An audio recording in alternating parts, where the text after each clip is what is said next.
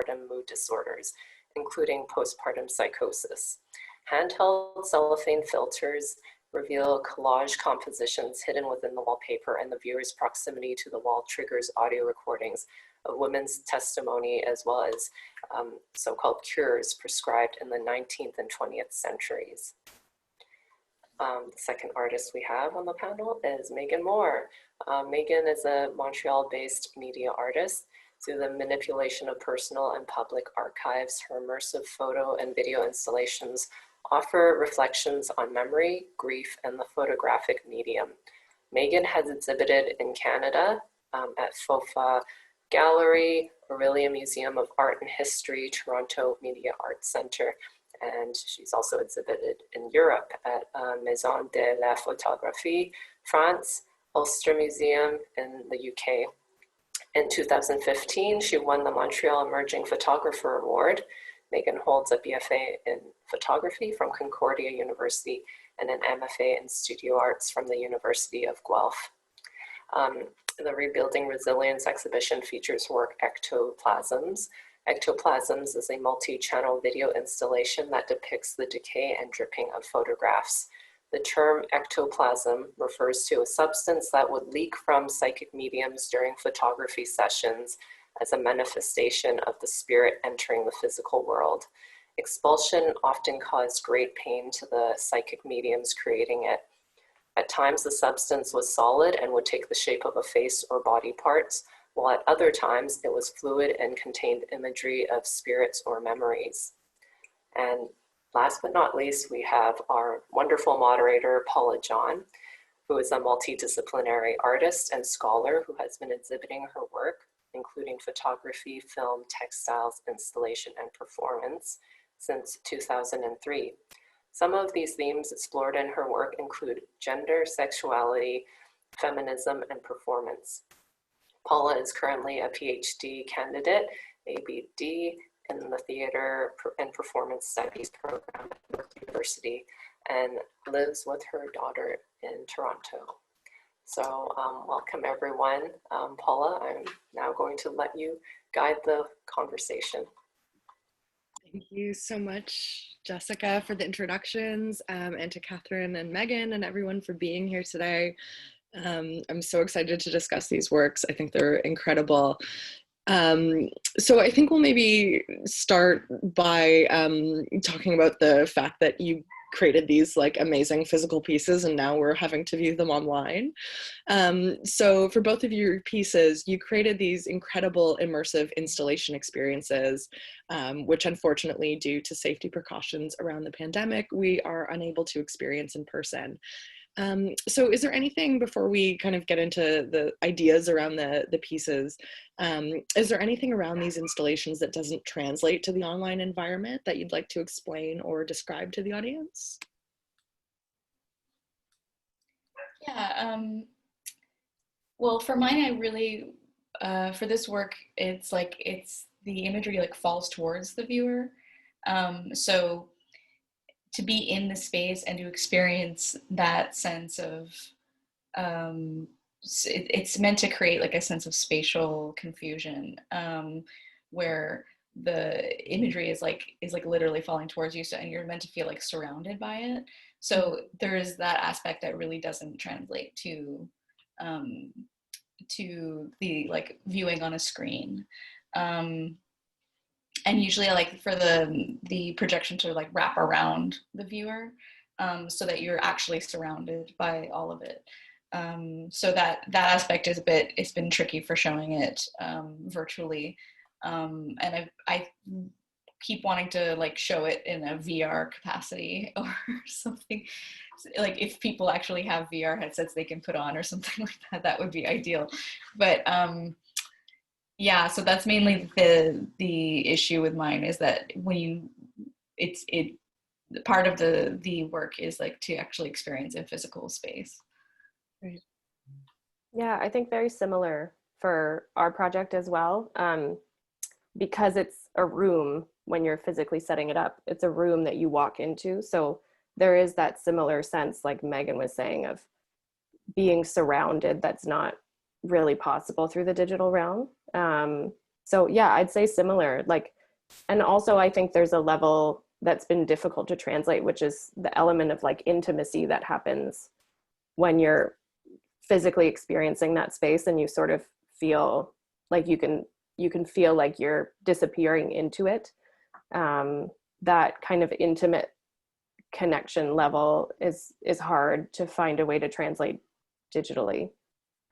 Yeah, so I'd say similar to Megan, those have been the challenges of having to translate to the digital realm. Thank you. So before I get to individual questions, I just want to ask another one to both of you, which is that the 19th century is an integral part of both of your pieces. So what draws you to works that deal with the Victorian era? Do you want to go first, Megan? Sure. Well, when I was working on this piece, so I made it in 2018, or I was really working on it in 2017, 2018, I was thinking of like exactly 100 years before, and the parallels of this like impending sense of doom that I was feeling about the world, which is now continuing, and reading about how people were feeling then, and how it was feeling like a bit like the world was ending, and a bit like, but it is a quality of modernity generally. But I was also feeling this like weird shame about Victorian culture, which is actually a very Victorian feeling of shame, and feeling like it was something I wanted to look away from. So that feeling made me want to look further into it and to kind of poke at it a bit and see what was going on there. And particularly in my interest in the spiritualist movement is that there's something so messy and un-Victorian about it, that it's so gross in a lot of ways, and that sort of inherent contradiction of Victorian being so proper and so composed, and spiritualism was so messy, and the mediums were so messy as people, that I really wanted to just focus on. And yeah, it had a lot to do with associating what was happening then with what I was feeling in the moment and what I feel now. And that pertinence has only continued, because spiritualism like started partially because of the Spanish flu, because of that pandemic. So now it's kind of increasingly more and more relevant, that feeling of doom that drew me to the Victorian era. Thank you. Yeah, for me, it's interesting because I never considered myself like I didn't see it in the realm of being attracted to the Victorian period, like as a period. The connection for me was really in doing research around sort of the medical history of giving birth. There was a lot that happened to the medical field, and specifically to the medical field in the way that it treated women at that particular time. And then also on a personal level, it was really generationally connected for me, because if my grandmother was alive, she would be 107 right now. So to think that she was born in 1910, so just that personal generational connection when I'm looking back at the sort of matriarchal structure of my family. My other grandmother was born in 1903. So there was actually that personal connection for me of just my grandmothers were being born during this period, and how were my great grandmothers experiencing birth then within that time. So it also just had a really linear connection for me, and then made me able to kind of touch on even like intergenerational trauma around birthing experiences. And yeah, so it was sort of a duality there, because I think that also the intergenerational aspects definitely of birthing definitely connect to everything that sort of exploded within the patriarchal medical model at that time. So yeah, that's always kind of what draws me back. And also most of the readings that I'm doing, including Barbara Ehrenreich, like they're constantly referring back to this very pivotal time, which was during the Victorian period, of how we completely shifted the way that we dealt with the birthing process and how we treated women in the medical system. Yeah, I actually really relate to that because my grandmother was born in 1917. Yeah. And I was thinking about that too. When I started working on this piece, it was in 2017. And Yeah. I was doing that like 100-year math Yeah. parallel thing. And then also the innovations in photography were all happening at a similar time as the innovations in medicine. And those two things were like intrinsically linked. Yeah. Because of the way that, like specifically the way that like hysterics were treated in relation to photography, and how they were like sort of, photography was used to like catalog their experiences. So I totally relate to that as well. Thank you so much. That's a really great segue into one of my next questions for you, Megan, which is that there was a really strong connection between photography and spiritualism in the 19th century. So I was wondering if you can speak to this relationship between the two and how you explore it in your piece. Yeah, so in this piece, I present this as ectoplasm, and so I need to explain a bit about what ectoplasm was and is. So ectoplasm was, we know it from like Ghostbusters, like that's like the the thing that everyone knows it from, and it's because Dan Aykroyd's grandfather was a spiritualist in Winnipeg, and so ectoplasm, as we know it, actually comes from like directly from spiritualism, and it was a substance that mediums would expel during seances that contained the spirit world, or contained the spirit, or contained memories or emotions, and it was thought to be the substance that mediums had this special connection to. And the reason why it became popular, became like the go-to experience if you went to a seance, was because of shifts in the technology of photography. So spirit photography started with being ghost photography. So essentially they would layer in a photo, they would use old plates, and then a ghost image would kind of appear in the background, and people started to realize, oh, this is part of the technology, and they started to like understand that it wasn't actually ghosts. So can you explain just for those who aren't familiar with photography how like a spirit photograph is created? So essentially they would use like a glass plate, and then the old image would stay. And so when they would process that image, so it would be like the film. So when they would process that image, there would be like what appeared to be like an apparition in the background. And then people started intentionally doing this to create spirits in their photographs. So the famous one is Mary Todd Lincoln with Abraham Lincoln after he died, because she was a spiritualist as well. And so eventually people started to understand that this was a sort of a byproduct of photography, and that it was a process that that could be faked. And so once people started to understand that, mediums were very resourceful, and were like, what is another way we could do this? So they started ingesting silk or gauze, or hiding it in their bodies, and then or mixing it with photographs as well. So they would like embed a photograph into like a cluster of silk, and then use sleight of hand tricks and sort of like have it emerge from them, and it would dissipate upon exposure to light. So flash was the only way to, using a flash photography was the only way to capture it. And flash photography was very new at that time. So photography was really the catalyst for this movement in a way, because it, well, my own personal, like my own connection to it is that like, I see it as this really, it elucidates the way that photography attempts to hold on to the past. And this moment of time in which I would say about like 40 or 50 years in which people were actively using photography to try to connect to spirits, it really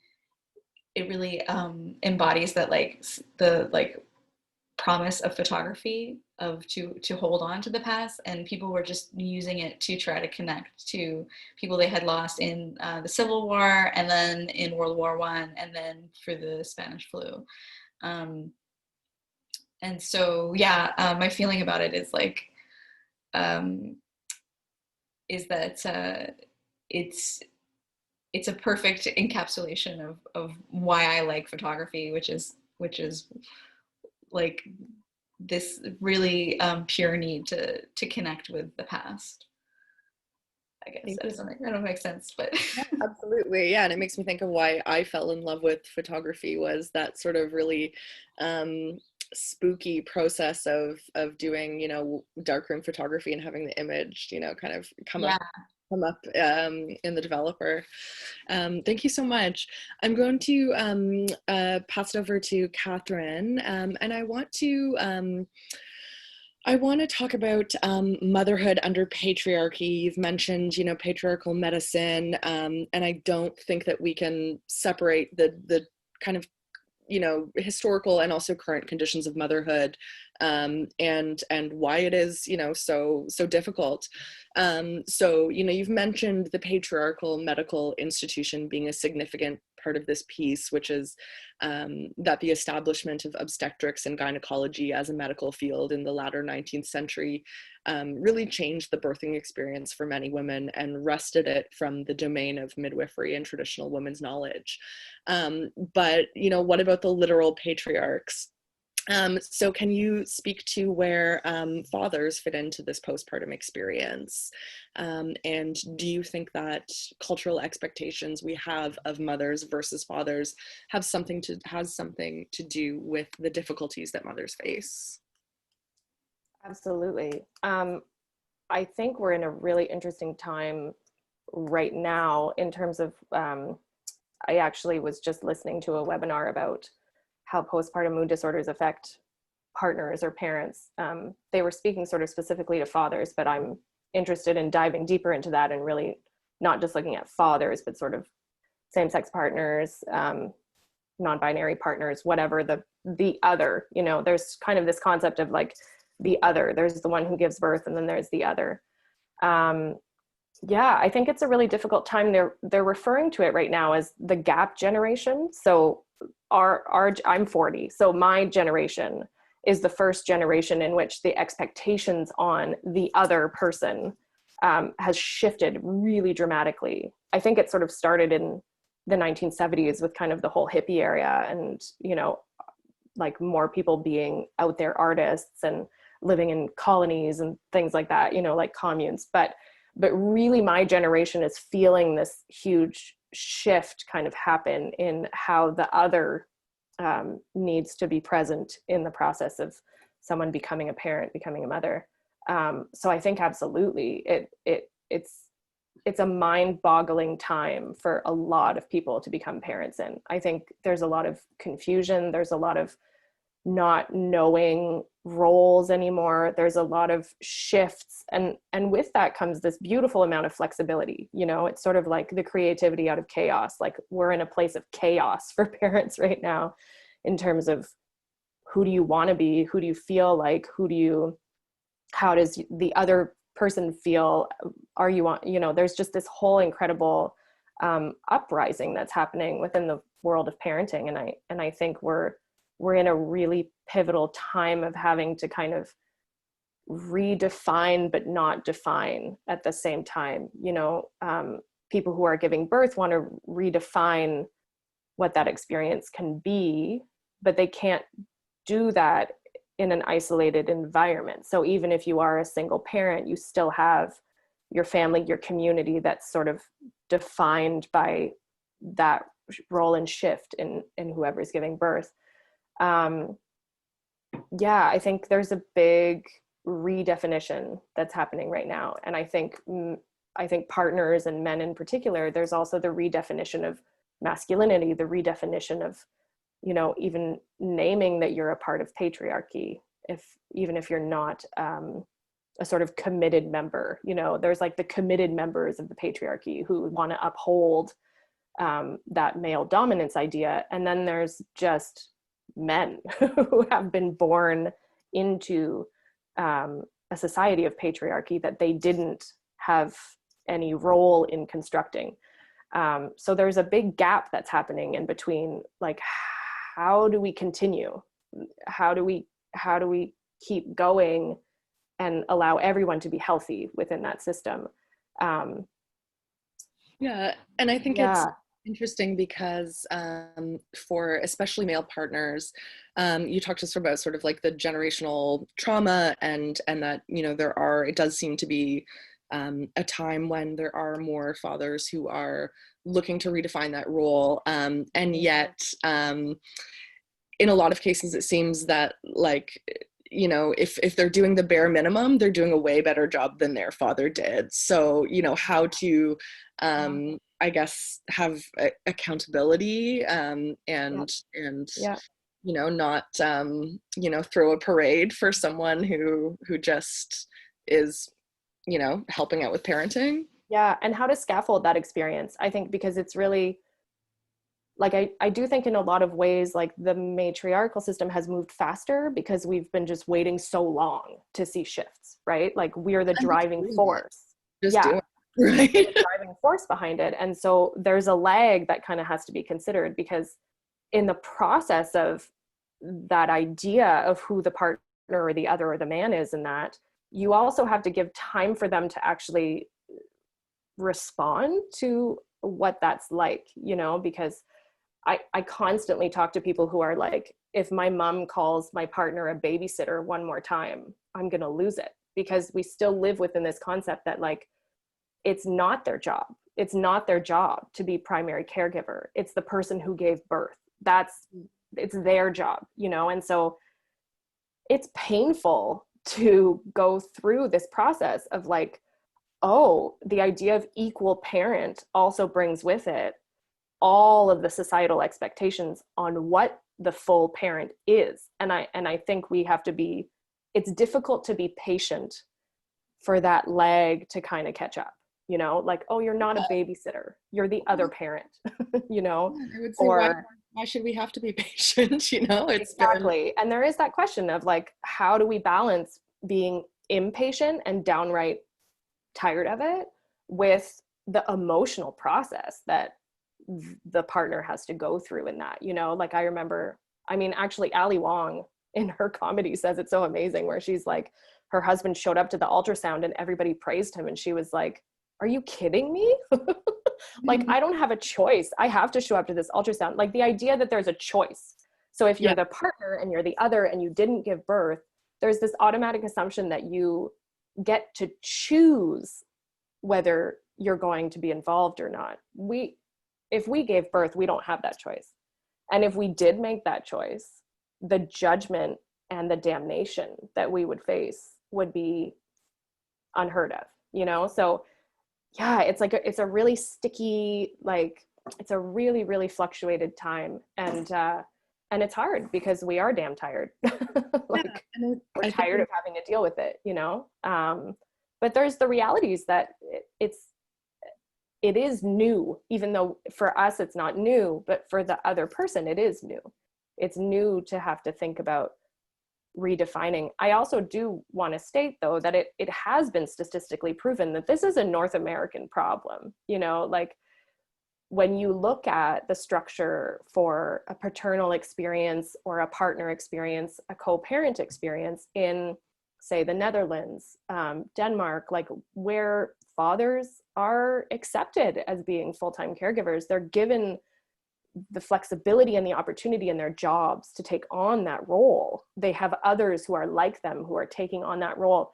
They don't have the same issues that we have. They don't have the same rates of postpartum mood disorders. They don't have the existence of the idea that a man might have a postpartum mood disorder, a partner, you know, like, they don't even, it's statistically, it's very much a North American problem in terms of how we're supporting people through that process and how we're systemically looking at, say, like, breaking it wide open.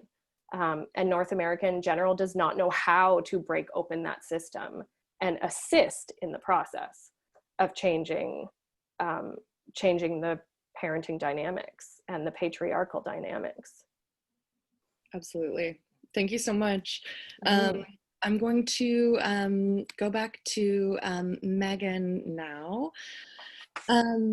So as you noted in your answer to the last question, spiritualist mediums were often female and would expel ectoplasm from their orifices within the theatrical space of the seance circle. So can you speak to the connection between women, bodily fluids, and the unknown? And I think there's some strings between both of your pieces here as well. Yeah. So like this was a really interesting aspect of researching spiritualism, because since the mediums were mostly women and they used mediumship as to achieve financial independence, and they were often lower class, and so this created a dynamic where the researchers who would come in and try to debunk them, so there were researchers who would come in and try to debunk them, but there were also researchers who were essentially just fans who wanted to, who really like thought that, who just wanted to know more about ectoplasm and everything. So they would study the fluids, and they would like coin the terms and all these things. So the researchers were men usually, and higher class, intellectual, who consider themselves essentially too smart to be fooled. And was a very famous one of these, was a mansplaining debunker. Yeah, exactly. And so they also thought themselves to know like more about the female anatomy than anybody else. And so when these women were like, essentially like, I can talk to spirits with my body, they were like, oh, cool, that must be, I mean, women can do that, right? Like there was no questioning of it. And that like ignorance or unwillingness to know more also like fueled the ability for the research, for the mediums to just essentially just make things up.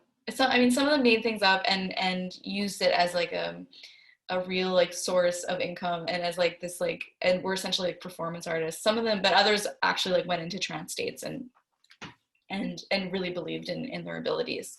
So there is like a tricky line there, where there's like some were very much trying to pull one over on them, and I do like take some sort of like pleasure in thinking of them doing that.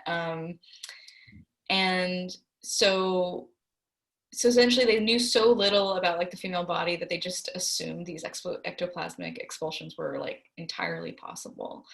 And so it was a really interesting, it was like they were using their own ignorance against them, and they were using their like lack of curiosity and lack of willingness to understand the experience, their own experiences as women and as people of a lower class, to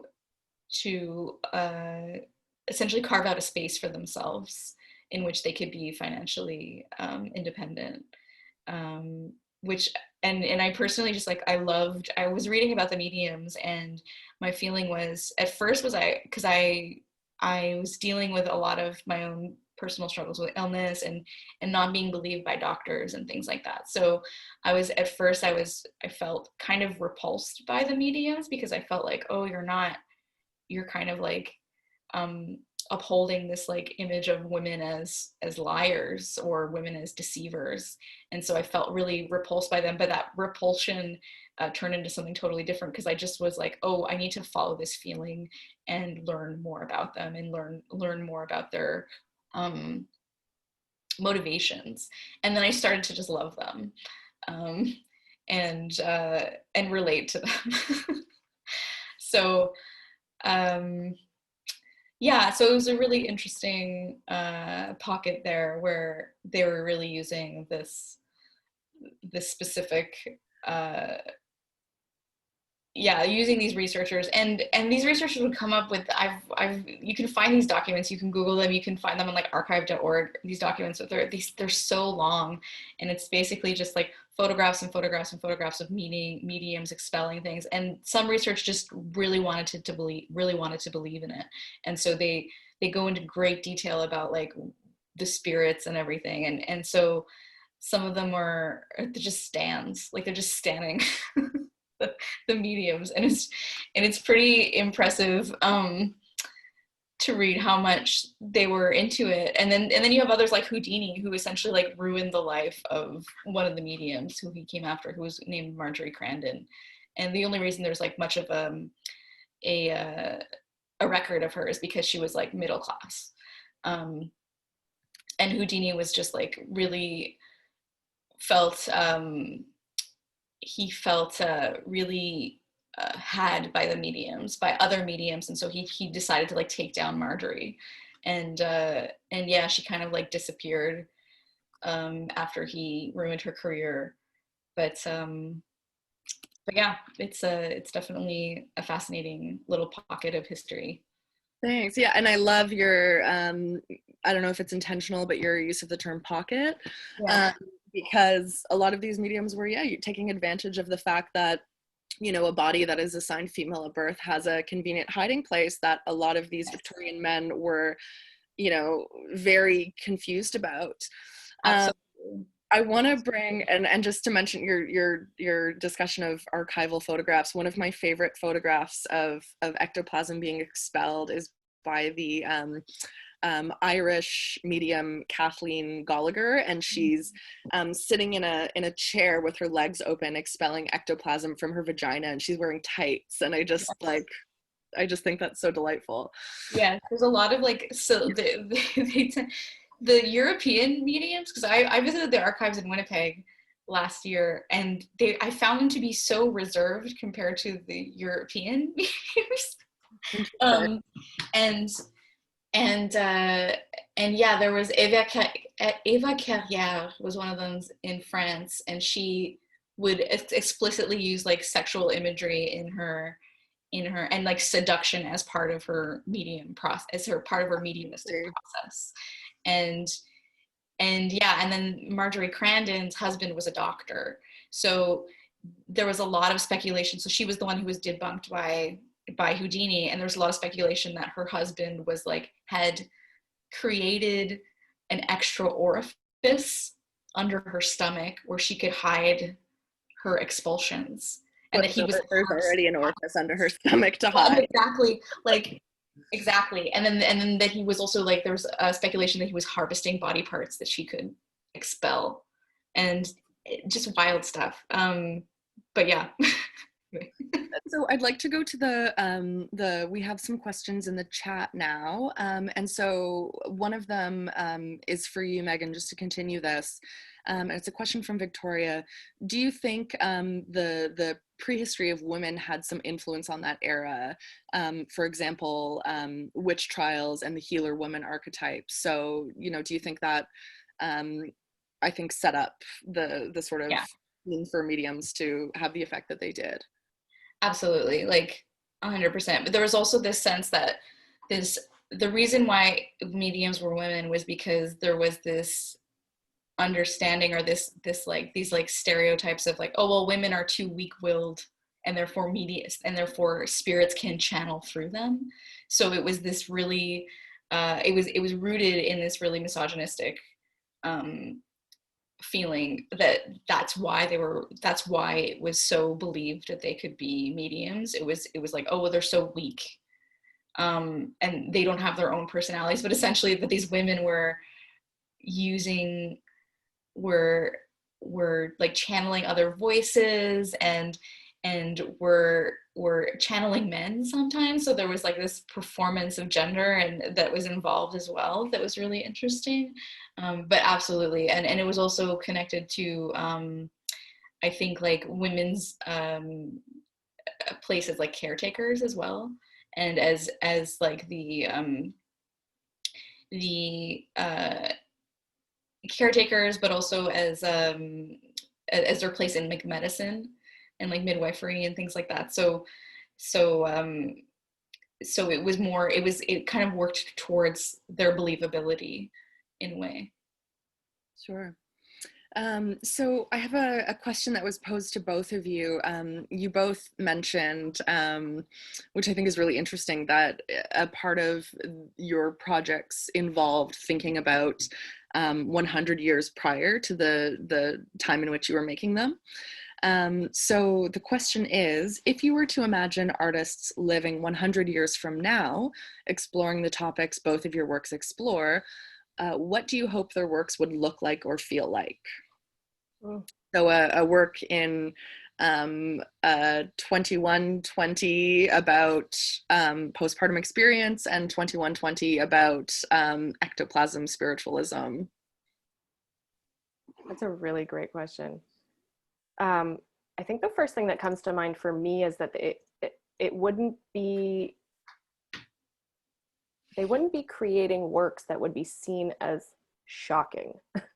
I think that's what comes to mind for me. Like, I think in doing this type of work and in looking at these types of topics, there's a lot of there's a lot of hush that you're looking into when you're dealing with the Victorian era. Like, you know, as Megan's talking about, there's all these kind of ideas of like the hidden meaning behind everything, the hidden truth. I think what I foresee for 100 years from now is that in presenting these ideas and looking at these topics, there wouldn't be a shock to the information that would be provided. There wouldn't be this element of like, what, you know, like that when you're looking at the history of these mediums and you're like, what? Like, what? Like, it's just so fascinating and it's so shocking and it's seen as so, yeah, I think just the word shock comes to mind. Like, there's a lot that I come up against that's like shocking information, shocking visuals, shocking concepts, shocking ideas, shocking truths. And I would hope that 100 years from now, these are not conversations and topics and ideas and histories that are shocking, that are surprising, that there's more of a kind of like empathic quality to it, you know, of people saying like, yeah, I get it. Like, absolutely, I understand that. Absolutely, I accept that as a truth of our time. I accept that as a truth of history. Yeah, that was the first word that came to my mind, was no longer shocking. Yeah. Yeah, I would kind of hope that work about this subject wouldn't exist. Right. Because it would be like, oh yeah, no, it would be so matter of fact that yes, of course there were things that happened that didn't make sense because of imbalanced power structures, and that these, yeah, the shock would be completely nullified, and that that there would just be like, oh yes, that's just like a thing from history, that yes, it was strange that it happened, but it happened because the patriarchy. Remember that thing? is the best thing. Yeah. If I could add to, there's also this sense of like, to be an artist that talks about this. So I think about Charlotte Perkins Gilman, who wrote The Yellow Wallpaper. The act of writing The Yellow Wallpaper was considered to be an act of activism. So her process of telling her truth and of creating a work that came out of her personal experience was considered an act of activism. And I do truly feel like my doing this work and my carrying this project forward is my act of activism. To say like, I'm not okay with this amount of women being challenged. I'm not okay with the number of cases of even psychosis. Like, I'm not okay with these stats, you know? And I would hope, like Megan said, that like 100 years from now, this would not be considered an act of activism to be able to speak your truth of your experience as someone born in a woman's body, and who lives as a woman. And even if you don't, you know, like that 100 years from now, a transgender male would not be considered an activist in carrying and birthing a baby. Like, that's really, yeah, that just, maybe people wouldn't talk about it because it just wouldn't be, people wouldn't faint at the idea, you know, like that we wouldn't have to speak about these things as an act of activism. Yeah, I totally agree with that. Because what drew me to this subject was oh, I feel for these women, and I also feel like these women. Mm-hmm. I feel like I was reading about hysterics and spiritualism in relation to hysterics, and I was like, oh, I feel this. I feel like I'm treated like a hysteric. I get treated like a hysteric every time I go to the doctor. Like, Mm-hmm. I want this to be a relic. I want this to be I want this to be in the past. Like, I don't want it to be existing now, and I don't want to relate to women from 100 years ago. Like, that's basically it. And I hope that women 100 years from now, or anyone 100 years from now, can't relate to us, because things will be so different and transformed to something better, because right now it sucks.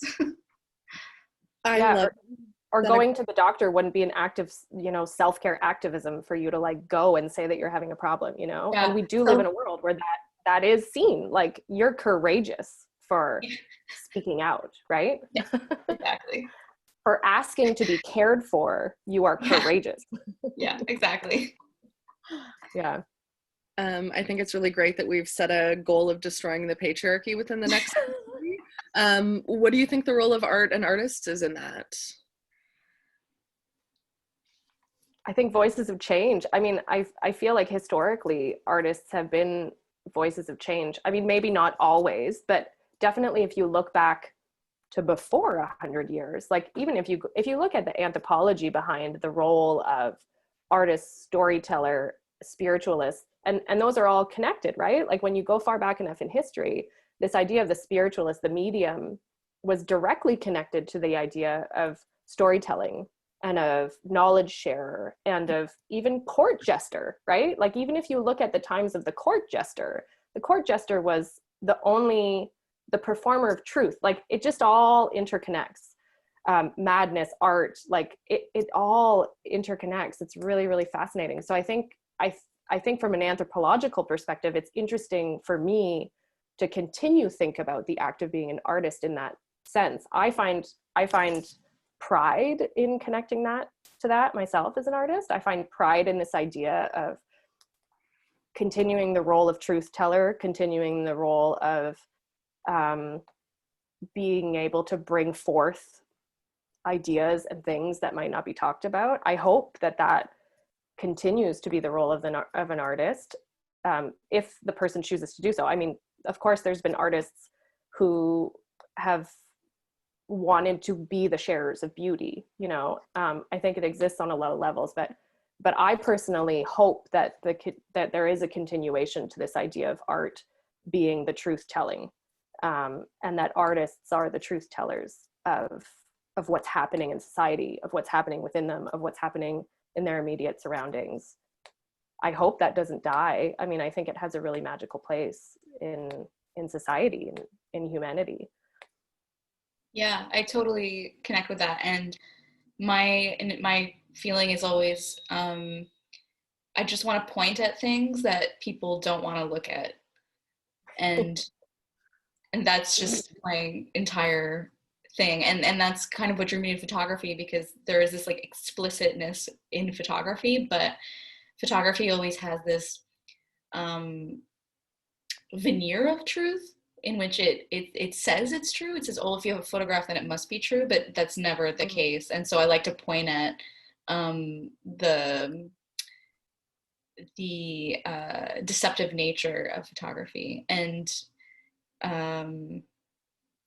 just pointing at, I totally agree with you. Pointing at the things that people don't want to look at. I feel like that's the role of the artist, and making sure you're not upholding structures of power. Great.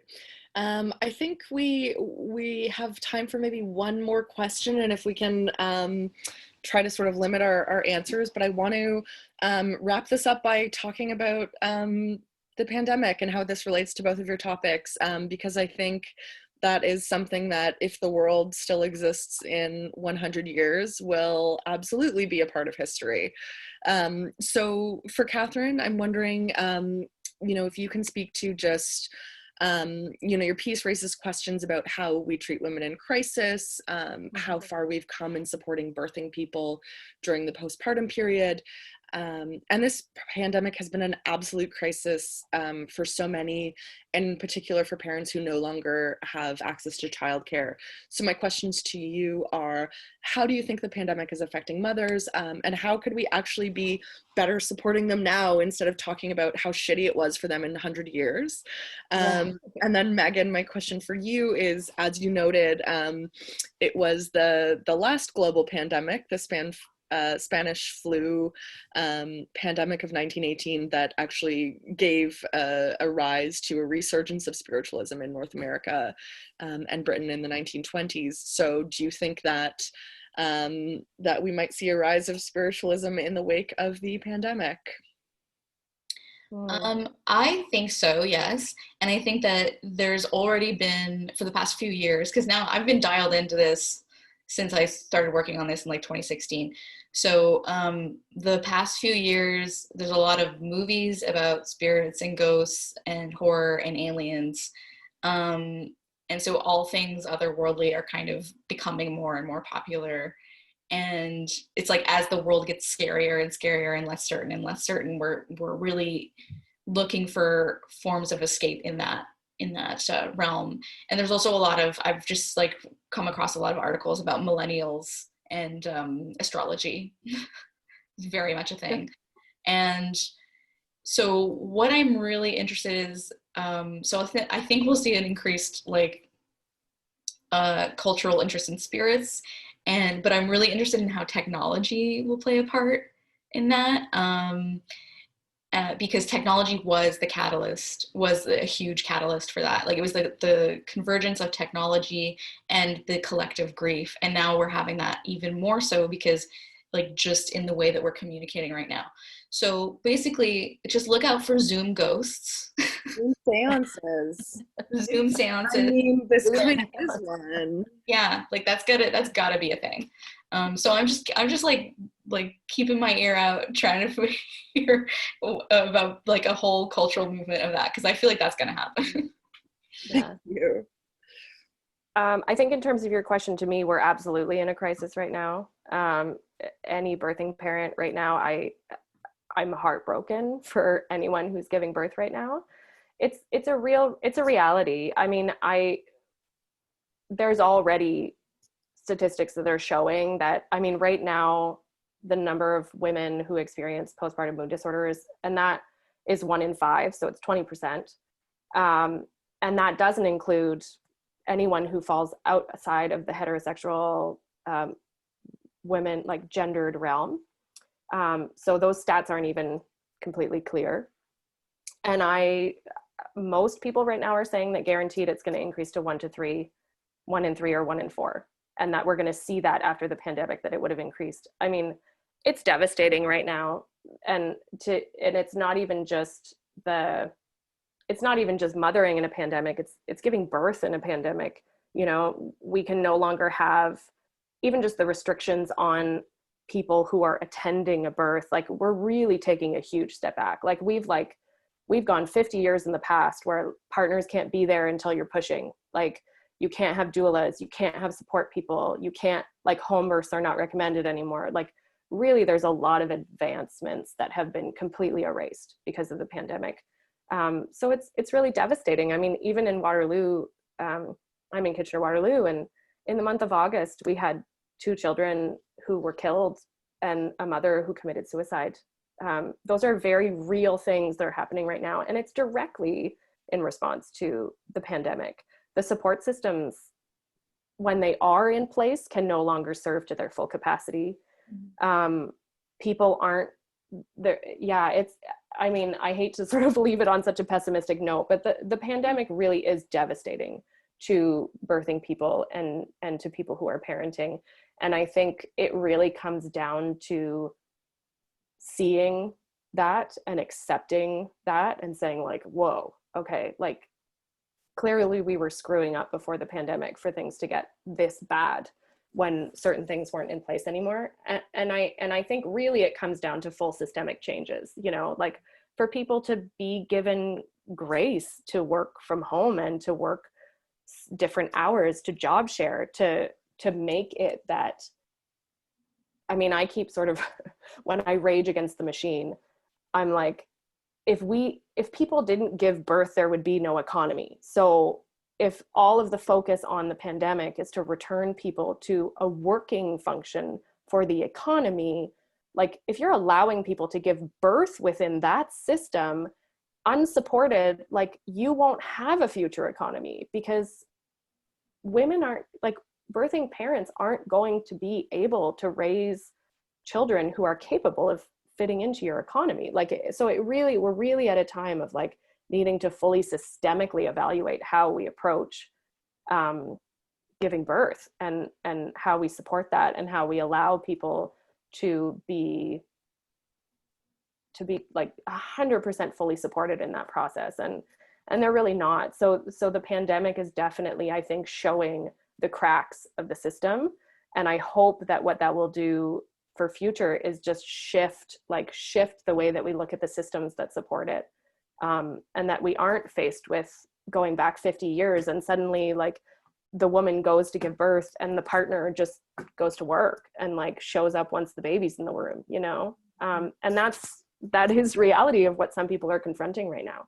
You know, I firsthand, like I had a friend who was in triage for 7 hours laboring by herself because her husband wasn't allowed to come. And those are the realities of the pandemic. And it's due to the system that's in place.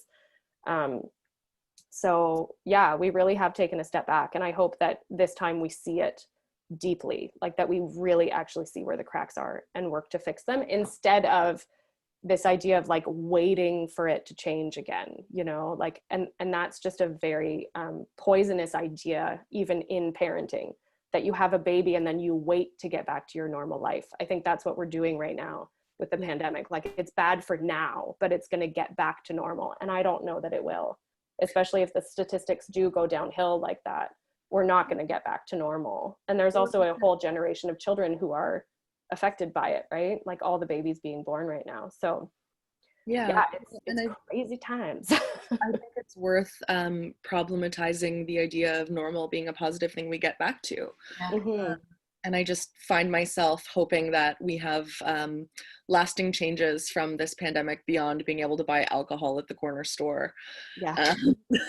Even though we need that too. Thank you so much to both of you for joining me today, and for everyone who came and asked questions and has taken the time to view this incredible work. And I'm looking forward to a future in which it is presented in person and we can all attend that. Yes. Thank you, Paula, for your questions. Yeah. Thank you so much to Christopher for providing our interpretation. Fantastic. To Dawn for providing our captioning, and to Jessica for the introduction. Thanks, everyone. Thank you. Thanks. Before we head out, I'm just wondering if anyone on the panel has any other events or projects you'd like to share with our audience right now, or how we might be able to follow your work. Yeah, PostPart actually, in thanks to Workman Arts, we got to create a digital interactive website as a part of the process with PostPart, which was never a part of the project before. So we're really excited about that piece. And after the festival, being able to kind of launch that more widely into the public. If things go well, PostPart will be remounted at Kitchener City Hall in 2021. So fingers crossed that it can be physically seen at that time. Yeah, so yeah, that's kind of future. And then also just working on a solo, my own pieces outside of Longernon Collective. I'm lucky enough to have funding right now to work on a self-portrait series. And I'd actually be really interested in talking to Megan about the photographic pieces of that, but yeah. That's great. I am on Instagram at Megan Moore. I'm not working on much. What I really want to do is show the ectoplasms series as projections outside. And I have not, oh, sorry, my cat is coming by to say hi. I really want to show it outside, and I have not seen any opportunities like that. So if anyone knows of that, that would be great, because I feel like it's something that can happen easily. I am in a state of perpetual illness, so I'm not working on anything new. But yeah, I'm trying to get the work I've already done out there. So if anyone hears of anything, that would be great. Hear that, people? Do you have a wall that you want a projection on? Megan's your person. Yeah. Okay. Well, this was like a really delightful and enriching and inspiring conversation. I'm so glad that we're able to make it happen. I feel that even though we were kind of bouncing back from 100 years to now to 100 years forward, there's something powerful about, you know, the words and art and ideas that all three of you shared that will help in shaping and building our future world, I think, in a more positive way. So thanks so much. I'd like to let everyone know that our festival will continue running until October 27th. So we have all sorts of online events. Everything is pay what you wish. If you are interested in attending more artist panels, we have a great one tomorrow called Resistant Bodies, the Intersections of Self and Health. And it's going to happen tomorrow at 1 o'clock. So it's a nice kind of lunchtime treat to be able to join that. So thanks again for joining, and take good care, everybody. Thank you. Thank you, everybody. Bye. And panelists, you can stay on if you like. Oh, he's so Kelly. cute. Very cute. Oh my goodness. I love the pose. Like, okay. I'm just gonna take this. Megan, I want to, when you said you want to project this outside, I had an idea. So I don't know if you're familiar with Toronto, but we have this crumbling infrastructure called the Gardiner Expressway. And there's a space underneath it that has become an artist space. What is it? Is it the Bentway? Bentway, Yeah. And I've seen some really cool, like large scale installations and projections and things down there. So that might be something. Oh, cool. Yeah, that sounds good. And it's, yeah, it would be interesting to see it dripping down, because it's sort of a macabre thing, is that pieces of the Gardiner fall down. Yeah.